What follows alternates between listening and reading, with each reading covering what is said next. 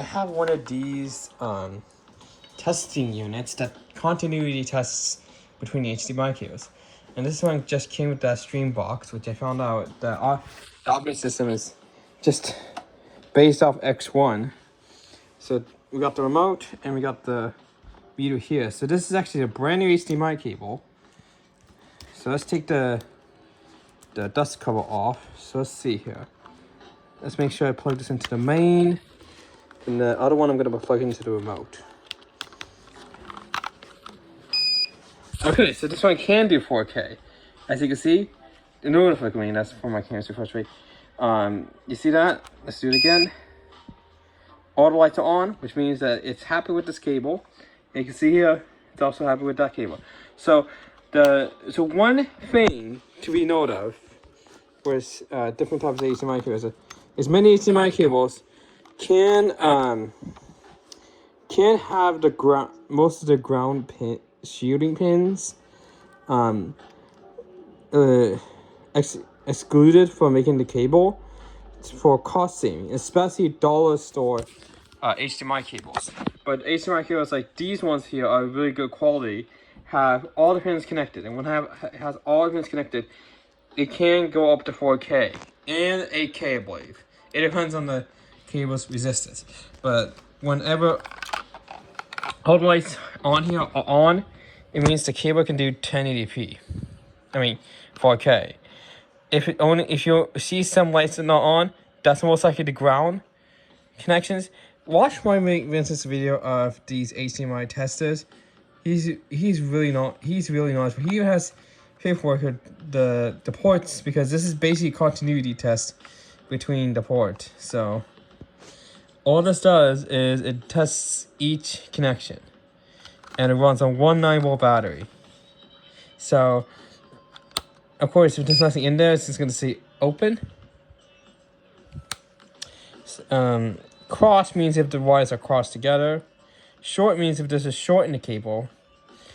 And then, yeah, short pass power. So yeah. Normally it would be a fault if all the pins are connected. So yeah, this cable tester is one of the most handy ones, and this one's pretty cheap. You just need to provide the 9-volt battery for it, which 9-volt battery in this one's been lasting for a long time. I didn't even need to replace it at all. It's so good. It's so good. Unfortunately, this cannot test mini HDMI or micro HDMI. It can only test full-size HDMI, and that's the only thing it can do for this continuity test. So we do have other HDMI cables here as well. This is an old Diesel one, so this one will work. So I plug this in. Oh wait, this is mini HDMI. I thought this was old Diesel. But you see, mini HDMI doesn't work, so that's out of question. This one is a Costco one, if I remember. Bought from Costco. Not Costco branded though. Would have a Kirkland signature if it was. So if I go ahead and plug this in,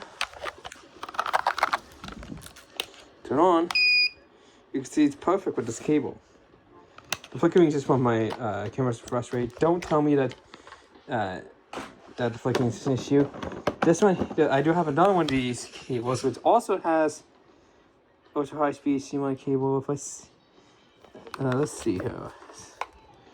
If I see here, yeah, ultra high speed cable, HEC. Now these, I believe, have HEC, and whenever you plug these ones in, here's what's actually gonna happen. Not this one, but some of these, it will actually do that flash thing on the pins, which is kind of interesting. So let's have it with this. Now here's a old Wii U HDMI cable. An old Wii U HDMI cable. See? It's got the old Nintendo color, beige color, I believe. I think actually these are probably just like Because I know the Wii came with these type of color cables. Not HDMI, of course. You can see? It's happy with this cable. So this cable can actually do 1080p, although it's an older cable.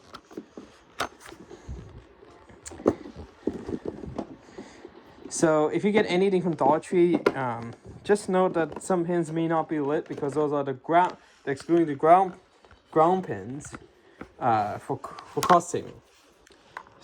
And so they only do 1080p. You cannot do 4K. So if I go ahead and plug this in, this is what it came with the Nintendo Switch. You can see here, this thing is happy with this cable. And the Switch 2 is not going to support 4K, so most likely the cable that's going to come with it will also support 4K. So that's basically how it works. So, and most of the time, it does work. So it's just that if some pins are missing, then it's not going to work. Alright, I have this Wii to HDMI adapter, which I took apart before. So I bet it's gonna detect the ground if I use this. So I'll just use the Wii U HDMI cable. So I'm gonna plug it into this here, and then plug it into the main. And you can see here.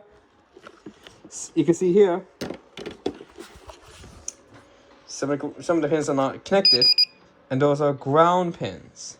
So those are the ones that are not connected and are not needed because it's 1080p. So the pins that are connected are necessary for 1080p. So getting these does help because especially helps. Now this one does not have CC, which is pin 13. So it's really handy to have an HDMI tester like this one, or you can even go even if you want to spend a bit more, you can even go for a more higher quality one that will actually tell you the resistance of the cable. Will tell you the resistance of the cable. So, and then one thing about these testers here is that you don't actually need the remote here, because this entire unit can actually work as is. You can actually plug in the HDMI cable from here to here, and it'll work. You don't have to put it into the remote right here. The remote's just an optional extra if you want to add that. So, getting these testers are really good for testing HDMI cables. Just to let you know that some pins may not be lit even though the cable works, and that's because it's only a 1080p cable, possibly from a dollar store. Like Dollar Tree, I know has cheap HDMI cables. I have not seen them anymore because it seems like they stopped making them. But I'm just saying that if you got a really cheap HDMI cable and you bought this tester and some of the pins are not showing up, chances are it's just a 1080p cable, just with some of the ground pins excluded, because it relies on the equipment itself to ground. It relies on the equipment to ground. It relies on that. That's how it works. So getting these testers is pretty good. And also, if you see a cable that's faulty, you can use it on this tester to see which pin is not connected. And this gives you the information of the cable. So especially if you're having problems with HDMI cables. So these testers are really good to get. They're pretty cheap to get.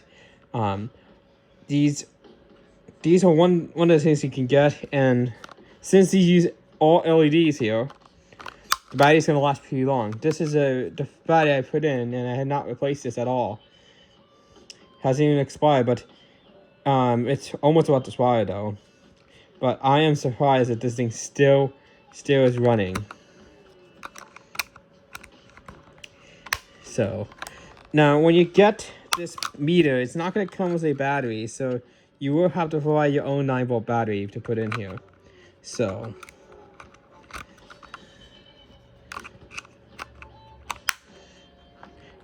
yeah, So anyways, getting these testers, you don't want to go too cheap, because if you go for a cheap tester, then it may not give you the information that the cable is faulty.